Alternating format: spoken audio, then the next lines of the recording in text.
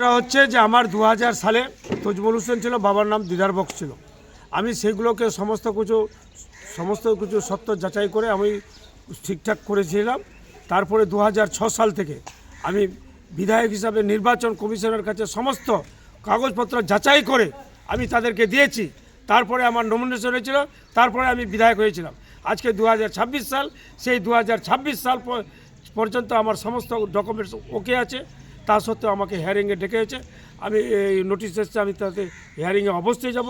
আমাকে যে 29 তারিখে ডাকা হয়েছে, আমি আবার সমস্ত কাগজপত্র নিয়ে সেখানে গিয়ে লাইনে গিয়ে আমি সেই কাগজপত্র গিয়ে দেখাবো। মানুষ আজকে আমার মতো লোককে যদি হয়রানি করে, তাহলে বুঝতে পারছেন সাধারণ মানুষের উপর কী হয়রানির শিকার হচ্ছে।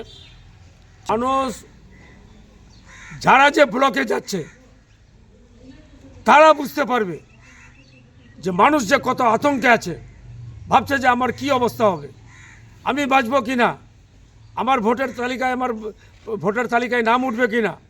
এই নিয়ে মানুষ খুব আতঙ্কে আছে, বিভ্রান্তিতে আছে।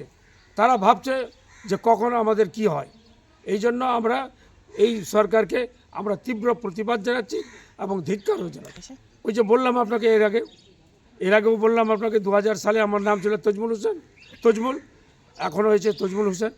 আমি সেগুলো সমস্ত কিছু কাগজপত্র ওকে করে আমি 2006 সালে আমার সমস্ত যাচাই করে নির্বাচন কমিশন যাচাই করে আমার কাগজপত্র নিয়ে আমাকে নমিনেশন দেওয়া হয়েছে।